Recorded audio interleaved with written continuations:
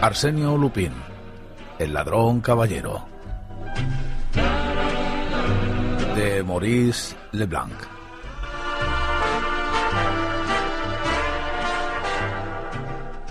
Capítulo 4. El viajero misterioso. La víspera yo había enviado mi automóvil a Gouin por carretera. Debía alcanzarlo allá por ferrocarril y desde ese lugar ir a casa de unos amigos que vivían en la orilla del Sena. Mas en París, unos minutos antes de la partida, 7 caballeros invadieron mi departamento en el vagón. 5 de ellos fumaban. Por corto que sea el trayecto en el tren rápido, la perspectiva de efectuarlo en semejante compañía me resultó desagradable. Tanto más cuanto que el vagón, de modelo antiguo, no tenía pasillo. Por consiguiente, tomé mi abrigo, mis periódicos y mi guía de ferrocarriles y me refugié en uno de los departamentos vecinos. Había en él una dama. Al verme hizo un gesto de contrariedad, que no escapó a mi observación, y se inclinó hacia un señor que se encontraba de pie en el estribo, su marido sin duda, y que la había acompañado a la estación. El señor me observó, y ese examen terminó probablemente a mi favor, pues le habló en voz baja a su esposa, sonriendo con el aire de quien tranquiliza a un niño que tiene miedo. A su vez, ella sonrió también y me dirigió una mirada amistosa, como si comprendiera de pronto que yo era uno de esos caballeros educados, con los cuales una mujer puede permanecer encerrada 2 horas en una pequeña caja de 6 pies cuadrados sin que tengan nada que temer. El marido le dijo: «No te enojes conmigo, querida, pero tengo una cita urgente y no puedo esperar más». La besó con afecto y se marchó. Su esposa le envió por la ventanilla discretos besos y agitó en el aire su pañuelo en señal de adiós. Se escuchó el silbido de la locomotora y el tren se puso en marcha. En ese preciso momento, y a pesar de las protestas de los empleados de la estación, se abrió la puerta de nuestro departamento y un hombre se introdujo en él. Mi compañera, que se encontraba en pie y estaba poniendo en orden sus cosas en la red para equipajes, lanzó un grito de miedo y cayó de espaldas sobre el asiento. Yo no soy miedoso, lejos de ello, pero confieso que esas irrupciones de última hora me resultan siempre desagradables. Me parecen cosas equívocas y poco naturales. Debe haber en ellas algo de anormal, Sin embargo, el aspecto del recién llegado y su actitud eran más bien de naturaleza a atenuar la mala impresión producida por su proceder. Había en él corrección, casi elegancia, y llevaba una corbata de buen gusto, unos guantes limpios, y su rostro era enérgico. Pero ¿dónde había visto yo antes aquel rostro? Porque no cabía duda posible. Yo lo había visto con anterioridad. Al menos, y más exactamente, yo encontraba dentro de mí esa especie de recuerdo que deja la visión de un retrato contemplado varias veces, pero del que no hemos visto el original. Pero al mismo tiempo, yo sentía la inutilidad de todo esfuerzo de mi memoria, a tal grado aquel recuerdo resultaba inconsistente y vago. Sin embargo, al fijar mi atención sobre la dama, quedé estupefacto por su palidez y el desconcierto que se reflejaba en sus facciones. Miraba a nuestro compañero de viaje, sentado del mismo lado que ella, con una expresión de verdadero miedo, y comprobé que una de sus manos, toda temblorosa, se deslizaba hacia una pequeña bolsa de viaje colocada sobre el asiento a 20 centímetros de sus rodillas. Acabó por tomar la bolsa y nerviosamente la atrajo hacia sí. Nuestros ojos se encontraron, y yo leí en los suyos tanta angustia y ansiedad que no pude menos de decirle: «¿Se siente usted mal, señora? ¿Quiere que abra la ventanilla?». Sin responderme, me señaló con un gesto temeroso hacia el desconocido. Yo sonreí lo mismo que había hecho su marido. Me encogí de hombros y por señas le expliqué que ella nada tenía que temer, que yo estaba allí y que, por lo demás, aquel caballero parecía completamente inofensivo. En ese momento el desconocido se volvió hacia nosotros, mirándonos primero a uno y luego al otro. Nos observó de pies a cabeza y, por último, se arrellanó en su rincón del asiento y ya no se movió más. Se produjo un silencio, pero la señora, cual si hubiese hecho acopio de todas sus energías para llevar a cabo un acto desesperado, me dijo con voz apenas inteligible: ¿Sabe usted quién se encuentra en nuestro tren? ¿Quién? Pues él. Él. Yo se lo aseguro. Pero, ¿quién es él? Arsenio Lupin. Ella no apartaba sus ojos del otro viajero, y era más bien a él a quien dirigía las sílabas de aquel nombre inquietante. El individuo bajó más el ala del sombrero sobre su rostro. ¿Acaso hacía esto para enmascarar su turbación? ¿O bien se preparaba para dormir? Yo opuse esta objeción. Arsenio Lupin fue condenado ayer en rebeldía a 20 años de trabajos forzados. Por consiguiente, es poco probable que cometa la imprudencia de mostrarse en público. Además, ¿acaso los periódicos no han señalado su presencia en Turquía este invierno después de su famosa fuga de la Santé? Él se encuentra en este tren, repitió la dama con la intención cada vez más evidente de hacerse oír de nuestro compañero de departamento. Mi marido es subdirector de los servicios penitenciarios y fue el propio comisario de la estación quien nos dijo que estaban operando en la busca y captura de Arsenio Lupin. Eso no es una razón. Fue visto en la sala de espera. Tomó un billete de primera clase para Rouen. Pues en ese momento era fácil el echarle la mano. Sí, pero desapareció de pronto.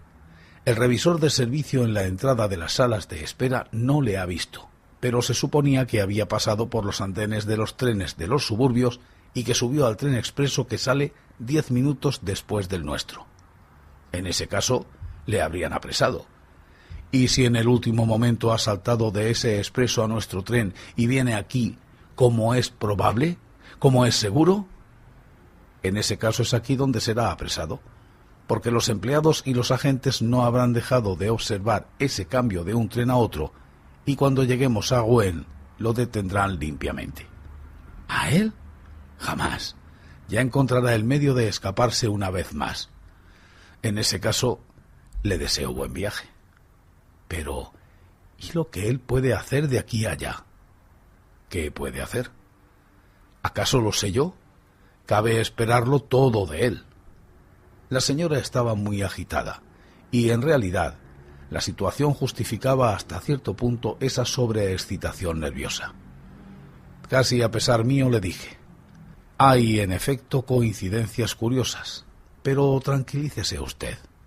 Aun admitiendo que Arsenio Lupin se encuentre en uno de estos vagones, procederá dentro de la mayor prudencia, y más bien que buscarse nuevas complicaciones, seguramente no tendrá otra idea que escapar y evitar el peligro que le amenaza.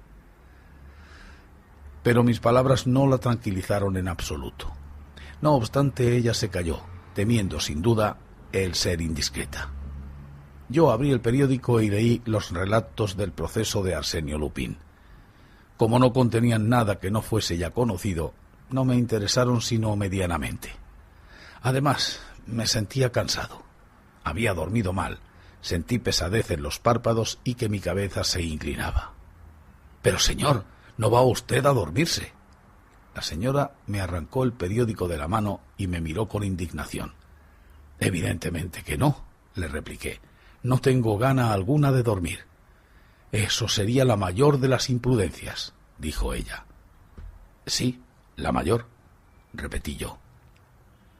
Luché enérgicamente contra el sueño, y para ello me puse a contemplar el paisaje y las nubes que vagaban por el cielo. Pero muy pronto todo ello se embrolló en el espacio. La imagen de aquella dama agitada y del caballero adormilado se borraron de mi mente y me invadió el grande y profundo silencio del sueño. Se apoderaron de mí sueños inconsistentes y ligeros, en los cuales un ser que representaba el papel y llevaba el nombre de Arsenio Lupin ocupaba en mi espíritu el lugar principal. Evolucionaba en el horizonte, con la espalda cargada de objetos preciosos, atravesaba paredes y desvalijaba castillos. Pero la silueta de aquel hombre, que por lo demás no era Arsenio Lupin, se hizo más precisa. Avanzaba hacia mí, se hacía cada vez más grande. Saltaba dentro del vagón con una agilidad increíble y caía de lleno sobre mi pecho. Sentí un vivo dolor. Lancé un grito desgarrado. Me desperté.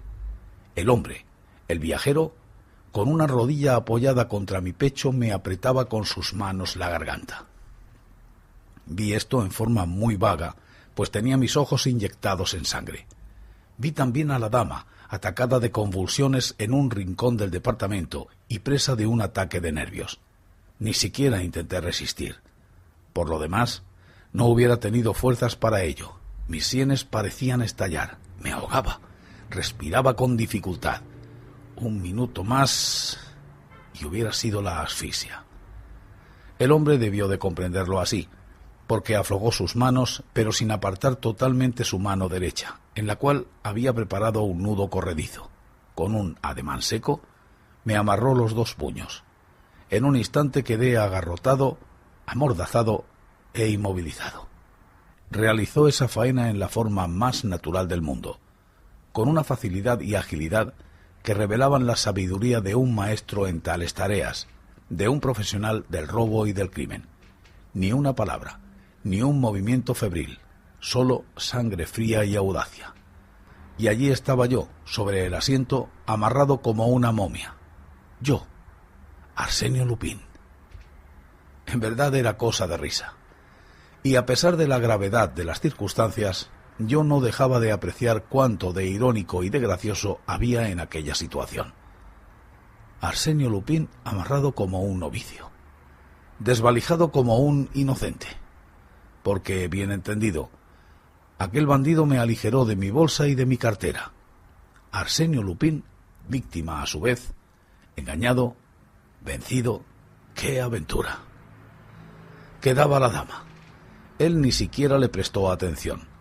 Se conformó con apoderarse de la pequeña bolsa que yacía caída sobre la alfombra y extraer de ella las alhajas, el portamonedas y las cosas menudas de oro y plata que contenía. La dama abrió un ojo, temblando de espanto. Se quitó las sortijas que llevaba puestas y se las tendió al bandido, cual si con ese ademán quisiera ahorrarle a él todo esfuerzo inútil. El individuo tomó las sortijas y las miró.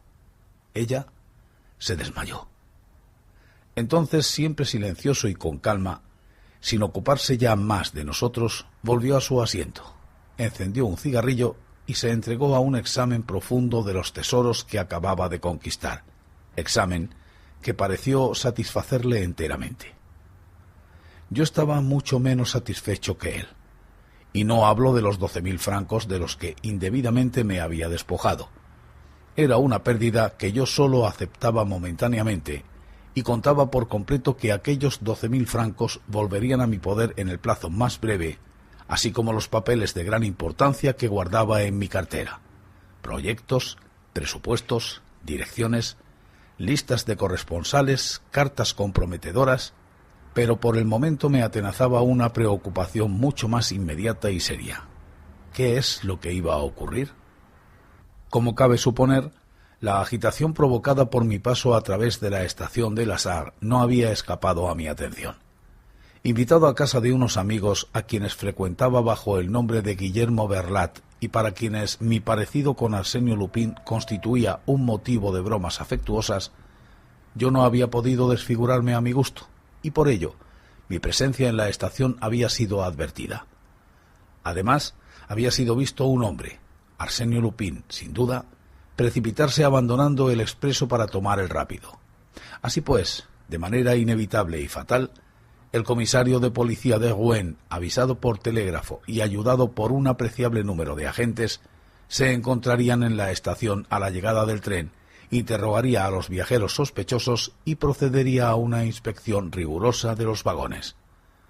Yo preveía todo eso, pero no me había emocionado demasiado, en la certidumbre que la policía de Rouen no sería más perspicaz que la de París, y que yo sabría arreglármelas para pasar inadvertido.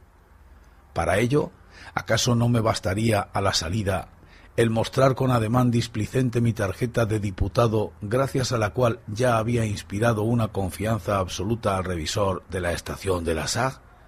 Pero, ¿cómo habían cambiado las cosas? Ya no estaba libre, y me era imposible intentar uno de mis golpes habituales. En uno de los vagones, el comisario descubriría al señor Arsenio Lupin, al que un azar propicio le enviaba atado de pies y manos, dócil como un cordero, empaquetado y completamente preparado. No le quedaba ya más que hacerse cargo del paquete, lo mismo que se recibe un paquete postal dirigido a la estación, una banasta con piezas de caza o una cesta de frutas y legumbres. Y para evitar ese vergonzoso desenlace, ¿qué podía hacer yo envuelto en mis ligaduras? Mientras tanto, el rápido avanzaba hacia Rouen, que era ya la única y más próxima estación, habiendo pasado sin detenerse por las de Vernon y Pierre. Había otro problema que me intrigaba, en el cual estaba menos directamente interesado, pero cuya solución despertaba mi curiosidad de profesional. ¿Cuáles eran las intenciones de mi compañero? Si yo fuera el único en el departamento, él tendría tiempo suficiente para bajar en Rouen con toda tranquilidad. Pero ¿y la dama? Apenas se abriese la portezuela, aquella mujer, que en estos momentos se mantenía tan humilde y prudente, empezaría a gritar y pedir auxilio. De ahí mi asombro. ¿Por qué no la reducía a ella también a la misma impotencia en que me encontraba yo, cosa que le daría tiempo suficiente para desaparecer antes que nadie se diera cuenta de su doble fechoría? El desconocido fumaba constantemente, con la mirada fija sobre el espacio que una lluvia titubeante comenzaba a rayar de grandes líneas oblicuas. No obstante, en una ocasión se volvió, tomó mi guía de ferrocarriles y la consultó. Por su parte, la dama se esforzaba por mantenerse desvanecida, para tranquilizar así a su enemigo, pero experimentaba golpes de tos provocados por el humo del tabaco que desmentían el desvanecimiento. En cuanto a mí, me sentía a disgusto y muy encorvado. Mientras tanto, yo proyectaba, combinaba. Pasamos por Pont de l'Arche, o así. El rápido se apresuraba, alegre y embriagado de velocidad. Etienne. En ese momento el hombre se levantó y avanzó 2 pasos hacia nosotros, ante lo cual la dama se apresuró a reaccionar con un nuevo grito y un desvanecimiento no disimulado esta vez. Pero, ¿cuál era el propósito de aquel hombre? Bajó el cristal de la ventanilla de nuestro lado. Ahora la lluvia caía con furia, y el hombre hizo un gesto revelador de la contrariedad que ello le producía, por no disponer ni de paraguas ni de impermeable o abrigo. Lanzó la mirada sobre la red de los equipajes. Allí estaba el paraguas de la dama, y lo tomó. Cogió igualmente mi abrigo y se lo puso. Estábamos atravesando el Sena. Se remangó las vueltas de los pantalones y después se inclinó y levantó el cierre exterior de la puerta del departamento. ¿Iría a saltar a la vía? A la velocidad que marchaba el tren, eso sería la muerte segura. Nos internamos en el túnel perforado en la costa Sainte-Catherine. El hombre entreabrió la puerta y con el pie tanteó el primer escalón. ¡Qué locura! Las tinieblas, el humo, el estrépito, todo esto daba a semejante tentativa una apariencia fantástica. Pero súbitamente el tren disminuyó la marcha. Los frenos aminoraron el impulso de las ruedas. En un minuto la marcha se hizo normal y disminuyó luego todavía más. Sin duda alguna estaban realizándose trabajos de reparación de la vía en esa parte del túnel, que obligaban a los trenes a disminuir la velocidad. Esos trabajos debían de estarse realizando desde hacía varios días y el hombre lo sabía. Ya no tuvo más que poner el otro pie en el estribo, bajar luego el segundo peldaño y saltar tranquilamente, no sin antes haber vuelto a echar el cierre exterior de la portezuela. Apenas había desaparecido cuando la luz del día iluminó el humo del túnel, dándole un tono blanquecino. Seguidamente desembocamos en un valle. Otro túnel más y ya estaríamos en Rouen. Inmediatamente la dama recobró los sentidos y su primera preocupación fue lamentarse de la desaparición y pérdida de sus alhajas. Yo le imploré con la mirada. Ella comprendió y me libertó de la mordaza que me asfixiaba. Intentó igualmente desatar mis ligaduras, pero yo lo impedí. No. Es preciso que la policía vea las cosas tal como están. Yo deseo que ella quede admirada de ese pícaro. ¿Y si yo tirara de la señal de alarma? Es ya demasiado tarde. Era preciso haber pensado en eso mientras él me atacaba. Pero entonces me habría matado. Ah, señor, ya se lo había dicho yo que él viajaba en este tren. Yo le reconocí enseguida por su retrato. Y ahí va, llevándose mis alhajas. Ya le encontrarán, no tenga miedo. Volver a encontrar a Arsenio Lupin. Jamás. Eso depende de usted, señora. Escuche. Apenas lleguemos, póngase usted en la portezuela y dé voces de llamada. Haga ruido. Los agentes y los empleados acudirán. Cuénteles usted entonces lo que ha visto y reláteles, en breves palabras, la agresión que yo fui víctima y la fuga de Arsenio Lupin. Dele sus señas. Sombrero blando. Un paraguas, el de usted. Un abrigo gris entallado. El de usted, dijo ella. ¿Cómo el mío? No, el suyo. Yo no traía abrigo. Pues a mí me pareció que él no traía abrigo cuando subió al tren. Sí, a menos que no se trate de una prenda olvidada por cualquiera de la red. En todo caso, él lo llevaba puesto cuando saltó del tren, y eso es esencial. Un abrigo gris entallado, recuérdelo bien. Ah, me olvidaba. Dígales el nombre de usted desde el primer momento. Las funciones que ejerce su marido estimularán el celo de todas esas gentes. Estábamos llegando. La dama se inclinó enseguida por la ventanilla de la portezuela. Con voz un tanto fuerte, casi imperiosa, para que mis palabras se grabaran bien en su cerebro, volví a decirle: diga también mi nombre, Guillermo Verlat, y si es preciso, afirme que usted me conoce. Esto nos hará ganar tiempo. Es preciso que la investigación preliminar se haga rápidamente. Lo importante es que se emprenda la persecución de Arsenio Lupin por sus alhajas. No hay lugar a confusión, ¿verdad? Guillermo Verlat, un amigo del marido de usted. Entendido, Guillermo Verlat. Se puso a dar voces y gesticular. Todavía el tren no se había detenido cuando ya un señor subía al departamento seguido de varios hombres. La hora crítica había sonado. Sofocada, la señora exclamó: «Arsenio Lupin, nos ha atacado. Me ha robado mis alhajas. Yo soy la señora Renaud. Mi marido es subdirector de los servicios penitenciarios. Ah, ahí está precisamente mi hermano Jorge Ardel, director del Crédit Rouenet. Ustedes deben saber». La señora besó y abrazó a un joven que acababa de reunirse a nosotros y a quien el comisario saludó. Acongojada, la dama añadió: «Sí, Arsenio Lupin». Mientras este señor dormía se arrojó a su garganta: «El señor Verlat, amigo de mi marido». El comisario preguntó: «¿Pero dónde está Arsenio Lupin?» «Saltó del tren en el túnel, después de pasar el Sena». «¿Está usted segura que era él?» «Que si estoy segura. Le reconocí perfectamente. En primer lugar, ya le habían visto en la estación de La Sá. Llevaba un sombrero blando». «No, llevaba un sombrero duro como el de este señor», rectificó el comisario señalando a mi sombrero. «Un sombrero blando, yo lo aseguro», repitió la señora Renaud, «y un abrigo gris entallado». «En efecto», murmuró el comisario, «el telegrama indica que vestía un abrigo gris entallado con el cuello de terciopelo negro». «Sí, con el cuello de terciopelo negro, exactamente», exclamó la señora Renaud triunfante. Yo respiré. Ah, qué valiente y excelente amiga tenía yo en ella. Mientras tanto, los agentes me habían librado de mis ligaduras. Me mordí violentamente los labios y brotó la sangre. Encorvado y con el pañuelo sobre la boca, cual corresponde a un individuo que ha permanecido largo tiempo en una posición incómoda y que lleva en el rostro la marca sangrante de la mordaza, le dije al comisario con voz afligida: «Señor, era Arsenio Lupin, no hay duda alguna. Si se procede con diligencia, se le apresará. Yo creo que puedo serles de bastante utilidad». Aquel vagón, que habría de servir para las comprobaciones de la policía, fue desenganchado del tren. Este continuó en dirección a El Havre.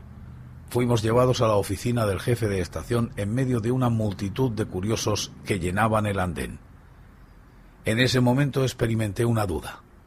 Con un pretexto cualquiera podía alejarme de allí, ir a buscar mi automóvil y huir. El esperar allí era peligroso. Si surgía un incidente cualquiera, si llegaba de París un telegrama, yo estaba perdido. Sí, pero ¿y mi ladrón? Abandonado a mis propios recursos y en una región que no me era muy familiar, no me cabía esperar el alcanzarle. «Va», me dije, «hagamos frente a la situación y quedémonos. La partida es difícil de ganar, pero es tan divertido el jugarla. Y lo que va en ella vale la pena». Nos rogaron que renováramos provisionalmente nuestras declaraciones y yo exclamé: «Señor comisario, en estos momentos Arsenio Lupin toma cada vez más ventaja sobre la justicia. Mi automóvil me espera en el patio de la estación. Si usted quiere hacerme el honor de subir a él, trataremos de darle alcance». El comisario sonrió con aire sutil. «La idea no es mala. Incluso es tan buena que ya está en vías de ejecución». «¿Ah?» «Sí, señor. 2 de mis agentes han salido en bicicleta hace ya algún tiempo». «¿Pero a dónde van?» «A la propia salida del túnel. Allí recogerán las huellas y los testimonios que encuentren y le seguirán la pista a Arsenio Lupin». No pude menos de encogerme de hombros. «Sus agentes no recogerán ni huellas ni testimonios». «¿De veras?» «Arsenio Lupin se las habrá arreglado ya para que nadie le viese salir del túnel. Habrá tomado la primera carretera y desde allí a Gwen, donde nosotros le echaremos el guante. No vendrá a Gwen. Entonces permanecerá en los alrededores, donde estamos todavía más seguros de apresarle. No permanecerá en los alrededores». «Oh. ¿Dónde se ocultará entonces?» Saqué mi reloj. «A esta hora Arsenio Lupin ronda en torno a la estación de Darnetal. A las 10:50, es decir, dentro de 22 minutos, tomará el tren que va de Gwen a la estación del norte de Amiens». «¿Cree usted? ¿Y cómo lo sabe?» «Oh, es muy sencillo.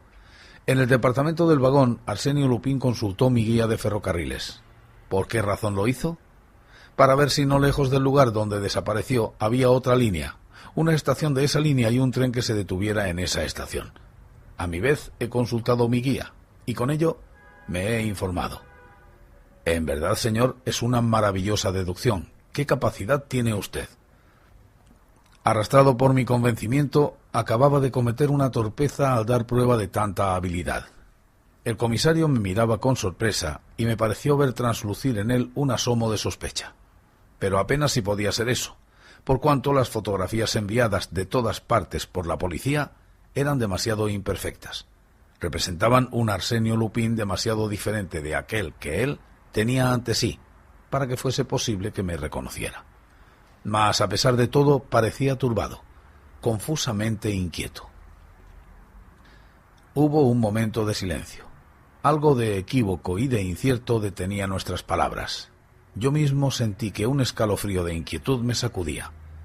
¿La suerte iba a volverse contra mí? Dominándome me eché a reír. «Dios mío, nada nos ilumina tanto la comprensión como la pérdida de una cartera y el deseo de recuperarla. Y me parece que si usted fuera tan amable de cederme a 2 de sus agentes, entre ellos y yo, quizá pudiéramos...» «Oh, yo se lo ruego, señor comisario», exclamó la señora Guénaud.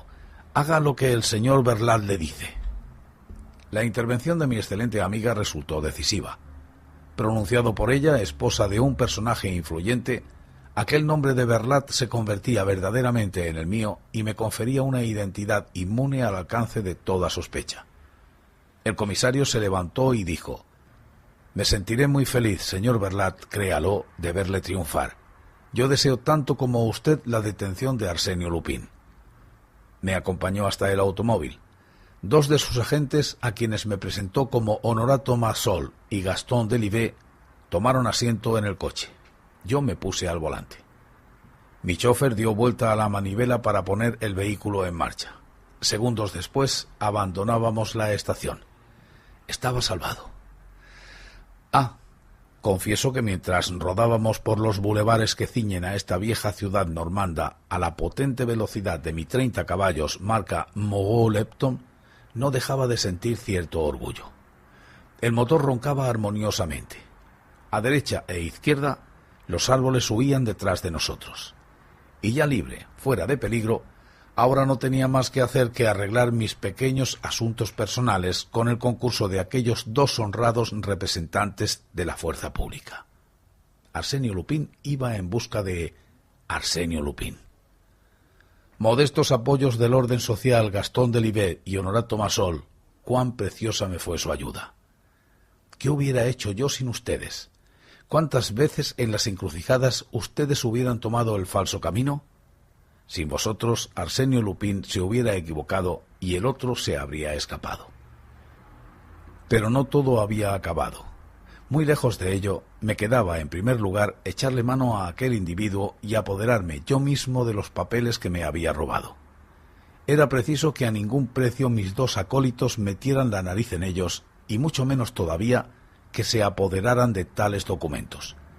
Servirme de los dos agentes y actuar al margen de ellos, he ahí lo que yo quería y que no era fácil en absoluto. Llegamos a Darnétal 3 minutos después que el tren había pasado. Cierto es que tuve el consuelo de averiguar que un individuo que vestía un abrigo gris entallado y con el cuello de terciopelo negro había subido a uno de los departamentos de segunda clase provisto de un billete para Amiens. Decididamente, mis comienzos como policía eran prometedores. Delivet me dijo: ese tren es expreso y no se detendrá más que en Monterolier-Bouchy, dentro de 19 minutos. Si nosotros no llegamos allí antes que Arsenio Lupin, este puede continuar a Amiens o bien tomar la bifurcación a Clercs y desde allí alcanzar Dieppe o París. ¿A qué distancia está Monterolier? A 23 kilómetros. 23 kilómetros en 19 minutos. Entonces llegaremos antes que él. ¡Qué etapa tan apasionante! Jamás mi fiel Moreau-Lepton respondió a mi impaciencia con más ardor y regularidad. Me parecía cual si yo le comunicara mi voluntad directamente, sin el intermediario de pedales y palancas. El auto parecía compartir mis deseos. Aprobaba mi obstinación. Comprendía mi animosidad contra aquel pícaro de Arsenio Lupin. ¿Aquel traidor conseguiría apoderarme de él? ¿Se burlaría una vez más de la autoridad, de aquella autoridad de la cual yo era la encarnación? «¡A la derecha!», gritaba Delivet. «¡A la izquierda! ¡Todo derecho!». Nos deslizábamos por encima del suelo.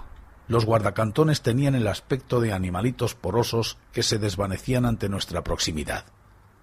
Y de pronto, en una vuelta de la carretera, surgió un torbellino de humo, el Expreso del Norte. Durante 1 kilómetro fue una lucha lado a lado, una lucha desigual, cuyo desenlace era seguro. A la llegada, habíamos derrotado al tren. En 3 segundos nos encontrábamos ya en el andén frente al lugar donde se detenían los vagones de segunda clase. Las portezuelas se abrieron. Bajaron algunas personas, pero no mi ladrón.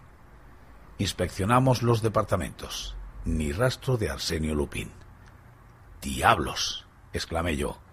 Probablemente me reconoció en el automóvil mientras corríamos lado a lado con el tren y habrá saltado de éste antes de llegar. El jefe del tren confirmó esta suposición. Había visto a un hombre que bajaba dando tumbos a lo largo del terraplén 200 metros antes de la estación. «Mire, allá abajo, es aquel que está cruzando el paso a nivel».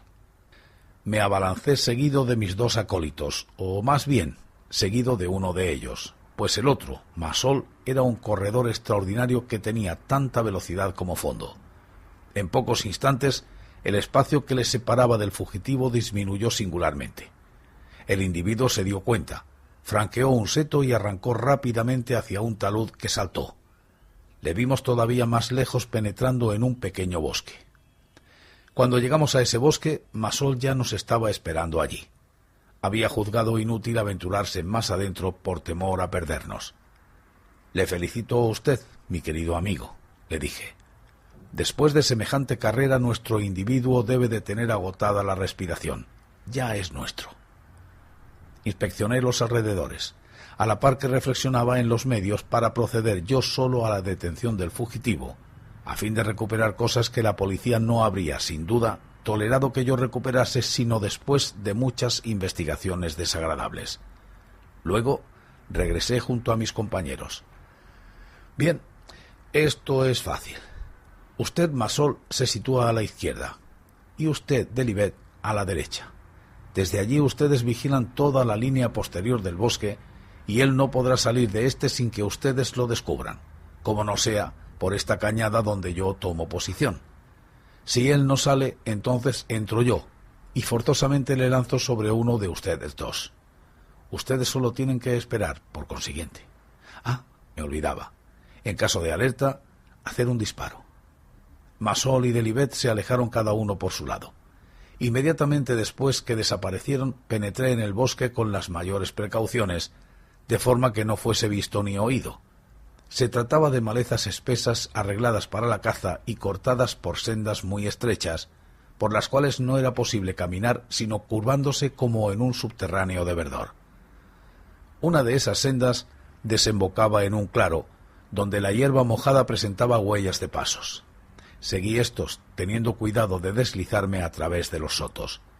Me condujeron al pie de un pequeño montículo que coronaba una casucha de cascote medio demolida. Él debe de encontrarse aquí, pensé yo. El observatorio está bien escogido. Subí hasta el pie de la casucha. Un ruido ligero me advirtió de su presencia y, efectivamente, por una abertura, le divisé cuando me volví a la espalda. En 2 saltos caí sobre él.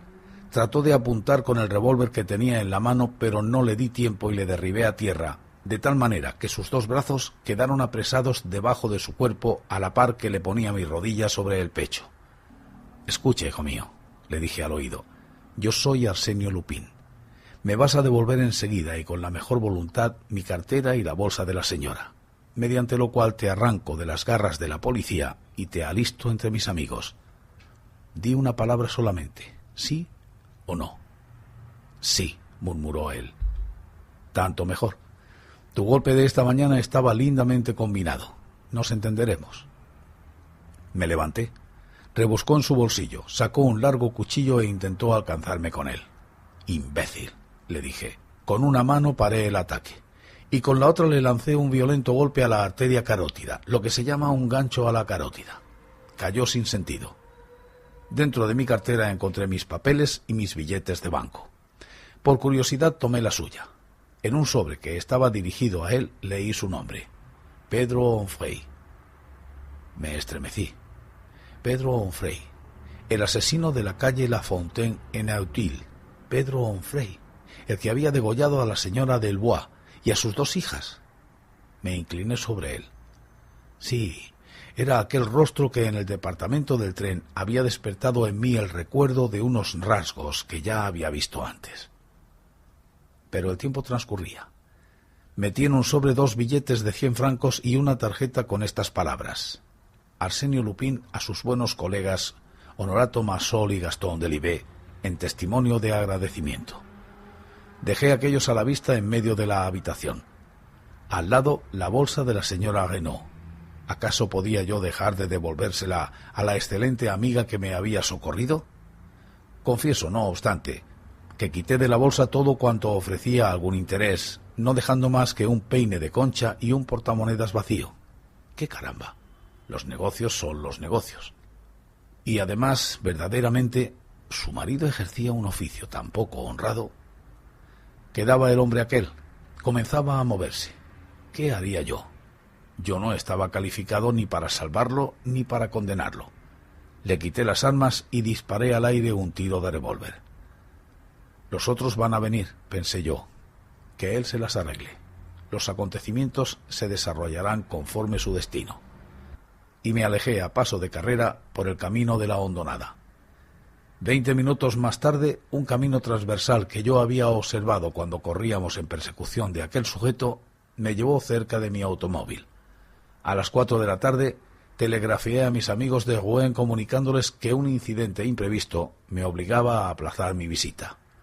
Pero aquí, entre nosotros, me temo mucho que, dado lo que ellos deben de saber a estas alturas, me veré obligado a aplazarla indefinidamente. Una cruel desilusión para ellos.